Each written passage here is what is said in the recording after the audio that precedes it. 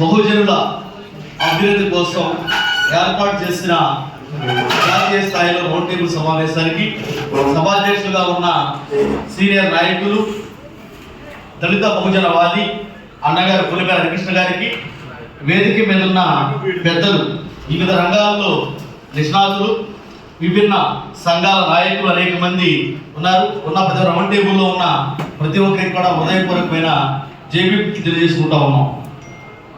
మన ఆశయాలు గొప్పగా ఉన్నాయి. ఈ గొప్ప ఆశయాలన్నీ కూడా మనకి బాబాసాహెబ్ డాక్టర్ బిఆర్ అంబేద్కర్ నుంచి సంక్రమించాయి. బాబాసాహెబ్ అంబేద్కర్ గారు తన 65 సంవత్సరాల జీవిత కాలంలో సుమారుగా 36 సంవత్సరాల పాటు ఈ ఉద్యమాల్లోనే ఉన్నారు. వారు సాధించినవి కొన్ని ఆ రోజుల్లో 60 సంవత్సరాలకి చనిపోయారు కాబట్టి సాధించలేనివి ఇంకా కొన్ని ఉన్నాయి. వారితో పాటు బాబు జగజీవనరావు గారు, అదేవిధంగా మహాత్మా పూలే, సావిత్రిబాయి పూలే, కాన్షీరామ్, ఫాతిమా షేక్ తదితరులందరూ కూడా బహుజన పితామహులు, మాతామహులు వారి జీవిత కాలంలో చేసిన కృషి, ఉద్యమాలు, పోరాటాలు, వాటి వల్లనే ఈ రోజు మనం ఈ విధంగా ఉన్నామని చెప్పేసి మనందరికీ తెలుసు. ఈ విషయాన్ని దృష్టిలో పెట్టుకుని గౌతమ్ బుద్ధుడికి కూడా, అంటే ఈ దేశంలో సామాజిక సమీకరణలో సామాజిక న్యాయం అనేది గౌతమ్ బుద్ధుడి ప్రారంభమైంది కాబట్టి వారికి కృతజ్ఞతలై ఉంటూ మనము ఎవరైతే బహుజన పితామహులు, మాతామహులు ఈ రోజున మనం ఈ విధంగా జీవించడానికి తోడ్పడారో వారికి నిరంతరము కృతజ్ఞతలుగా ఉండి, అదేవిధంగా వారు ఏదైతే మనకు నిర్దేశించిన లక్ష్యాలు ఉన్నాయో ఆ లక్ష్యాలను సాధించడం కోసం నిరవధికంగా నిరంతరంగా పనిచేయాల్సిన అవసరం ఉంది. కేవలం మన జీవిత కాలంలో 1 సంవత్సరం, 2 సంవత్సరాలు, 4 సంవత్సరాలు చేస్తే మనం ఏమీ చేయలేని పరిస్థితి ఉంటుంది. కాబట్టి ఏదైతే గొప్ప ఆశయాలు ఉన్నాయో ఈ ఆశయాల్ని సాధించే క్రమంలో అంతే గొప్పతనాన్ని మనం ప్రదర్శించవలసిన అవసరం ఉంది. అయితే ఈ రోజున ఉన్న పరిస్థితి మనకి అనేక సౌకర్యాలు, విలాసాలు ఇవన్నీ వచ్చేసి ప్రతి ఒక్కరు కూడా ఎక్కువలో ఎక్కువ శాతం క్షేమంగా, అంటే ఎటువంటి బాధాబంది లేకుండా, అదేవిధంగా ఉద్యమాలు చేయడం అంటే అదొక త్యాగం, పోరాటాలు చేయడం అంటే ఒక త్యాగం. ఈ రోజు ఇక్కడ తీసుకున్న అంశాలు మనం సాధించాలంటే 12 అంశాలు, 7 అంశాలు ఉన్నాయి. వీటిల్లో అతి ముఖ్యమైన 6 ఉన్నాయి. వాటిల్లో ప్రధానమైంది బాబాసాహెబ్ అంబేద్కర్ గారు 100 సంవత్సరాల క్రితమే ఈ దేశం యొక్క ఆర్థిక పరిస్థితుల గురించి డాక్టరేట్ ఏదైతే చేశారో దాంట్లో ఉన్న చిన్న ఒక లైన్ ని తీసుకుని ఈ దేశానికి రిజర్వ్ బ్యాంక్ ఆఫ్ ఇండియా కావాలని చెప్పేసి గ్రహించి స్థాపించడం జరిగింది. కానీ ఈ దేశంలో అంటే ఇప్పటికి 4000 సంవత్సరాల నుంచి కుల వ్యవస్థ, వర్ణ వ్యవస్థ కొనసాగుతూ ఉంది. ఇది ఎంతవరకు కొనసాగుతుంది, ఇంకొక 4000 సంవత్సరాలు కొనసాగుతుందనే అనేక సందర్భాల్లో మనకి డౌట్ రావచ్చు. నిజంగా కనుక రాజ్యాంగంలో ఉన్న ఏదైతే పీఠికలో ఒక 5 పదాలు ఉంటాయో ఆ 5 పదాలు సర్వసత్తాక, సామ్యవాద, లౌకికవాద, ప్రజాస్వామ్య, గణతంత్ర, వీటితో పాటు సామాజికంగా, ఆర్థికంగా, రాజకీయాల్లో కూడా సమన్యాయం ఉండాలి అని చెప్పేసి దాని కనుక మనము పీఠికని కనుక గ్రహించినట్లయితే మన మనసు పెట్టి పీఠికను మన ముందు పెట్టుకుని ప్రశాంతంగా ఆలోచిస్తే, ఒక్కొక్క పదాన్ని ఆలోచిస్తే అసలు ఈ దేశంలో ఏం జరుగుతుంది, మనం ఎక్కడున్నామని అర్థమవుతుంది. ముఖ్యంగా సామ్యవాదం అంటే సోషలిజం, అంటే దేశంలో ఉన్న సంపద అంతా కూడా ప్రభుత్వ కంట్రోల్లో ఉండాలి, దేశం మొత్తంలో కూడా ప్రభుత్వమే ధర్మం కలిగి ఉండాలి అనేది అక్కడ విషయం. అయితే ఈ దేశం మొత్తాన్ని ఒక సంపదను 100 రూపాయలు తీసుకున్నట్లయితే ఈ దేశానికి చెందింది 8 రూపాయలు మాత్రమే, మిగతా 92 రూపాయలు కూడా ఎక్కడ ఉందో మనం గ్రహించాలి.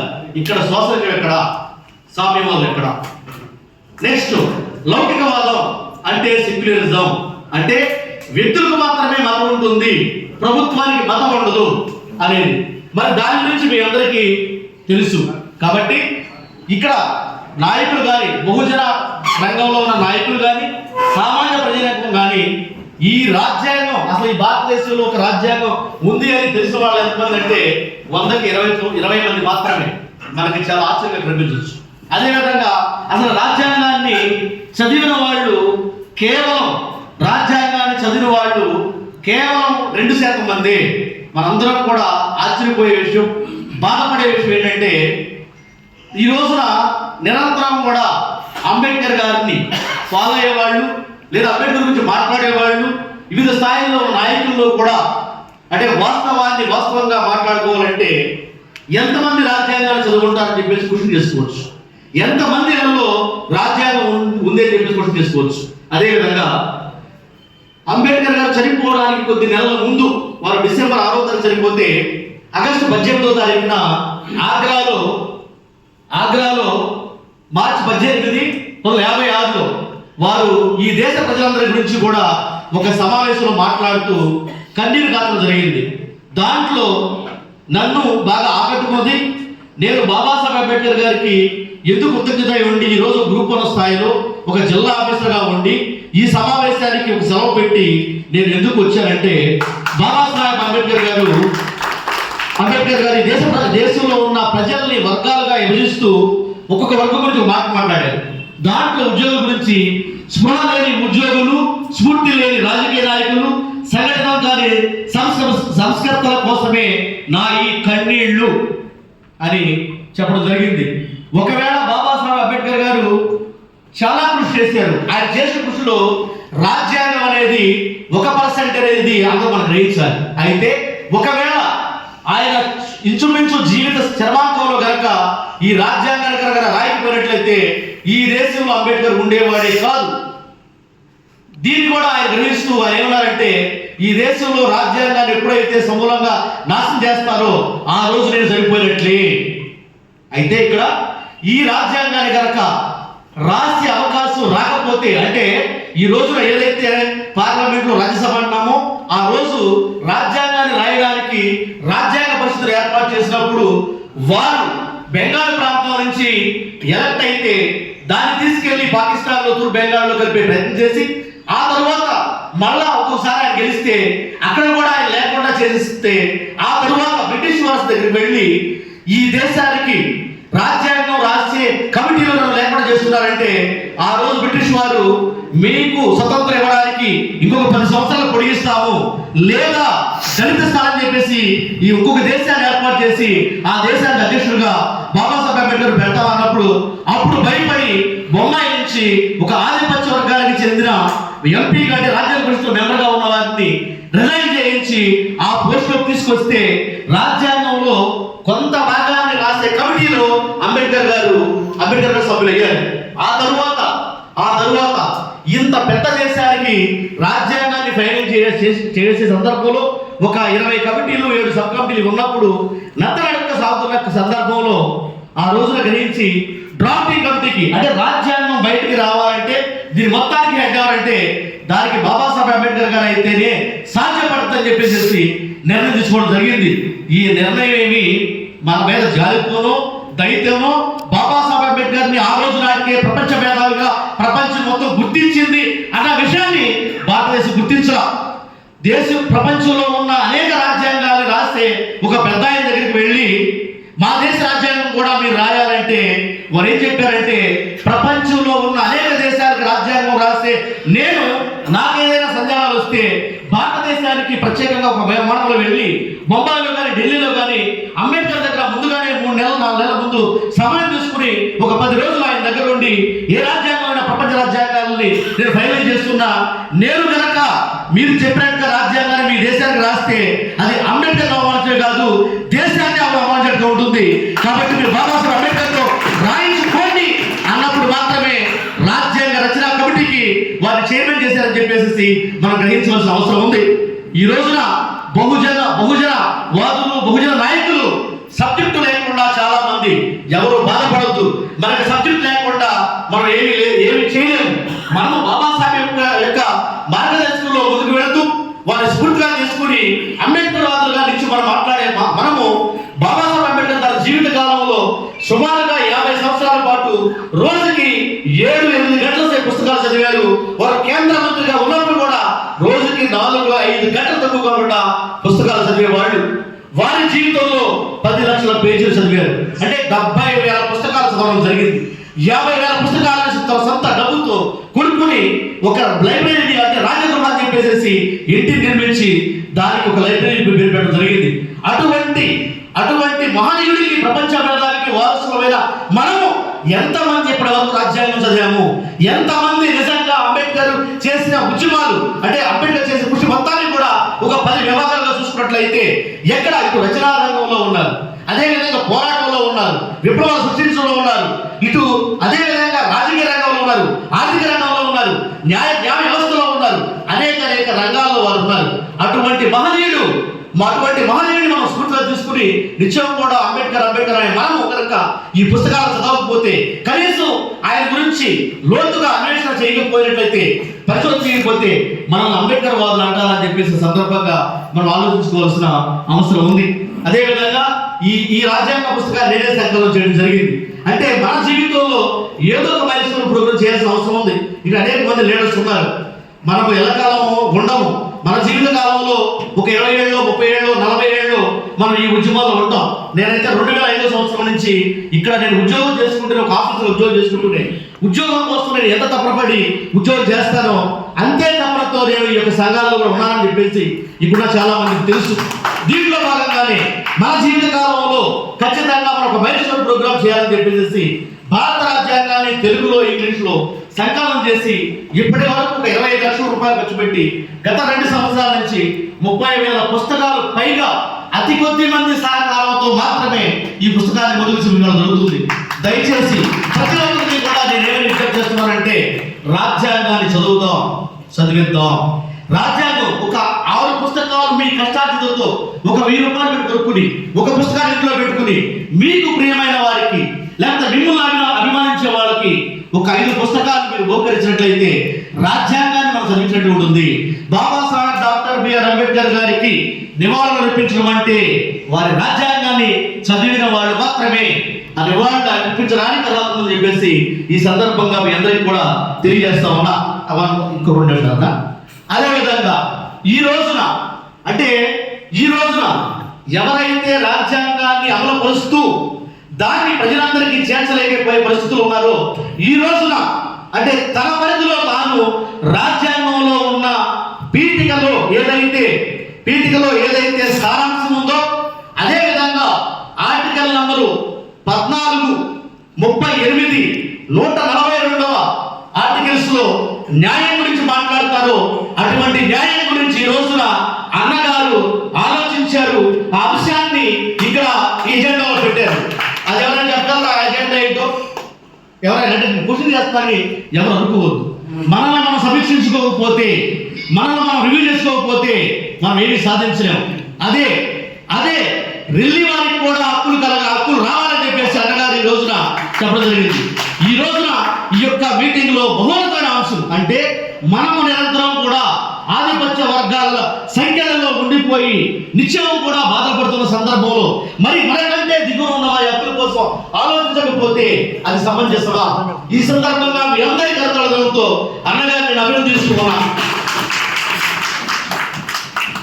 అదేవిధంగా ఏదైనా కూడా ఒక ఎజెండాను తీసుకున్నట్లయితే చిత్తశుద్ధితో, అంకిత భావంతో, ధర్మంతో ఖచ్చితంగా నా జీవిత కాలంలో సాధించి తీరాలని బలమైన పట్టుదల లేకపోతే మనం చేయలేము. అంటే అనేక ఎజెండా అంశాలు పెట్టుకోవచ్చు, కానీ ఖచ్చితంగా ఒక ఎజెండా కొంత గ్రూప్ ఆఫ్ పీపుల్ తీసుకుని దాన్ని సాధించే వరకు మనం నిద్రపోకూడదు. ఒక 2 నిమిషాలు అంటాను, దయచేసి సిగ్నల్ ఇస్తున్నాం, దయచేసి. అదేవిధంగా కాబట్టి ఈ కరెన్సీ నోట్ల మీద ఖచ్చితంగా బాబాసాహెబ్ అంబేద్కర్ ఫోటో రావాలని చెప్పేసి మనం 4 సంవత్సరాలు 5 సంవత్సరాలు ఒక డెడ్ లైన్ గా తీసుకుని పోరాడితే సాధించి తీరుతాం. అది కాకుండా మనము 1000 కాదు 1,00,000 ఎజెండా ఐటమ్స్ తీసుకుని మనం చేయగలిగినంత మాత్రమే చేయిస్తే అది కాదు. కాబట్టి దాని గురించి ప్రత్యేకంగా బాగా ఒక పరిశ్రమ జరగాలి, దాని మీద డిబేట్ జరగాలి గట్టిగా, అప్పుడు మాత్రమే సాధిస్తాం. లేకపోతే మన జీవితకాలంలో బాబాసాహెబ్ అంబేద్కర్, పూలే వారి జీవిత కాలంలో వారు సాధించవలసి మ్యాథ్స్ సాధించారు, కానీ మన జీవితంలో మైలుస్టోన్ ప్రోగ్రామ్స్ గా సాధించకపోతే మనం ఎందుకు రాని వాళ్ళంగా ఉంటామని చెప్పే సందర్భంగా మీ అందరికీ కూడా తెలియజేస్తా ఉన్నాం. అదేవిధంగా అన్నగారు గత 15 సంవత్సరాల నుంచి డీలిమిటేషన్ అంటే నియోజకవర్గాల పునర్విభజన అనే అంశం మీద పనిచేస్తా ఉన్నారు. అన్నగారికి మనందరం కూడా తోడుగా ఉండాల్సిన అవసరం ఉంది. ఈ ఉద్యమాన్ని ఇంకా ఉధృతంగా చేయాల్సిన అవసరం ఉంది. బాబాసాహెబ్ డాక్టర్ బిఆర్ అంబేద్కర్ గారు రాజ్యాంగంలో 170 ఆర్టికలు, అదేవిధంగా 320 ఆర్టికలు కనుక చేతకు పోయినట్లయితే ఈ రోజు జనాభా దామాషా ప్రకారం ఈ రోజు నియోజకవర్గాల పునర్విభజన అనేది జరిగేది కాదు. అదేవిధంగా రాజ్యాంగంలో ఉన్న 332 ఆర్టికల్స్ లో కనుక ప్రత్యేకించి ఎస్సీ ఎస్టీలకి చట్టసభలో స్థానం కల్పించాలని చెప్పేసి ఒకవేళ అక్కడ కనుక అవకాశం ఇవ్వకపోతే మనం జీరో.